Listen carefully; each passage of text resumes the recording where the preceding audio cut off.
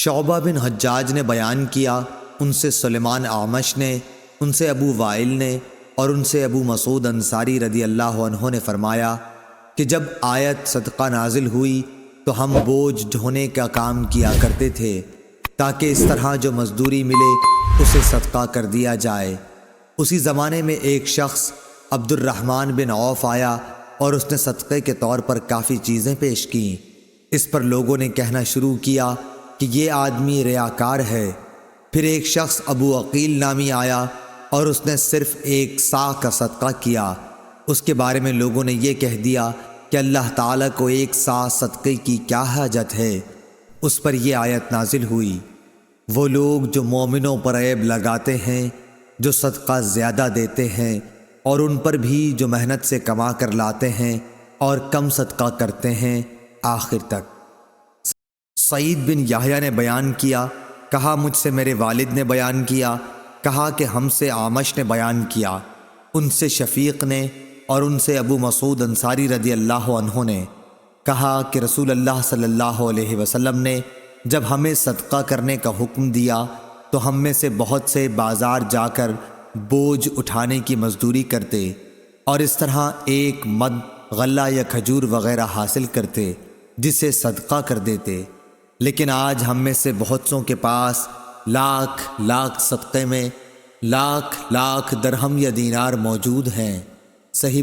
ابو اسحاق عمرو بن عبداللہ سبیعی نے کہا کہ میں نے عبداللہ بن معقل سے سنا، انہوں نے کہا کہ میں نے عدی بن حاتم رضی اللہ عنہ سے سنا، انہوں نے کہا کہ میں نے رسول اللہ صلی اللہ علیہ وسلم کو یہ کہتے سنا کہ جہنم سے بچو، اگرچہ کھجور کا 1 ٹکڑا دے کر ہی صحیح، مگر ضرور صدقہ کر کے دوزخ کی آگ سے بچنے کی کوشش کرو۔ عبداللہ بن ابی بکر بن حازم نے بیان کیا، ان سے عروہ بن زبیر نے اور ان سے عائشہ رضی اللہ عنہا نے کہ ایک عورت اپنی 2 بچیوں کو لیے مانگتی ہوئی آئی، میرے پاس 1 کھجور کے سوا اس وقت اور کچھ نہ تھا، میں نے وہی دے دی۔ وہ 1 کھجور اس نے اپنی دونوں بچیوں میں تقسیم کر دی اور خود نہیں کھائی، پھر وہ اٹھی اور چلی گئی۔ اس کے بعد نبی کریم صلی اللہ علیہ وسلم تشریف لائے تو میں نے آپ سے اس کا حال بیان کیا۔ آپ نے فرمایا کہ جس نے ان بچیوں کی وجہ سے خود کو معمولی سی بھی تکلیف میں ڈالا تو بچیاں اس کے لیے دوزخ سے بچاؤ کے لیے آڑ بن جائیں گی۔ صحیح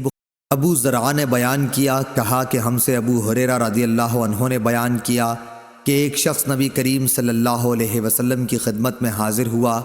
اور کہا کہ یا رسول اللہ، کس طرح کے صدقے میں سب سے زیادہ ثواب ہے؟ آپ نے فرمایا کہ اس صدقے میں جسے تم صحت کے ساتھ بخل کے باوجود کرو، تمہیں ایک طرف تو فقیری کا ڈر ہو اور دوسری طرف مالدار بننے کی تمنا اور امید ہو، اور اس صدقہ خیرات میں ڈھیل نہ ہونی چاہیے کہ جب جان حلق تک آ جائے تو اس وقت تو کہنے لگے کہ فلاں کے لیے اتنا اور فلاں کے لیے اتنا، حالانکہ وہ تو اب فلاں کا ہو چکا۔ ابو ایوانہ وضاح یشکری نے بیان کیا، ان سے فراس بن یحییٰ نے، ان سے شعبی نے، ان سے مسروق نے اور ان سے عائشہ رضی اللہ عنہا نے کہ نبی کریم صلی اللہ علیہ وسلم کی بعض بیویوں نے آپ سے پوچھا کہ سب سے پہلے ہم میں سے آخرت میں آپ سے کون جا کر ملے گا؟ تو آپ نے فرمایا جس کا ہاتھ سب سے زیادہ لمبا ہوگا۔ اب ہم نے لکڑی سے ناپنا شروع کر دیا تو سودا رضی اللہ عنہا سب سے لمبے ہاتھ والی نکلیں۔ ہم نے بعد میں سمجھا کہ لمبے ہاتھ والی ہونے سے آپ کی مراد صدقہ زیادہ کرنے والی سے تھی، اور سودا رضی اللہ عنہا ہم سب سے پہلے نبی کریم صلی اللہ علیہ وسلم سے جا کر ملی۔ صدقہ کرنا آپ کو بہت محبوب تھا۔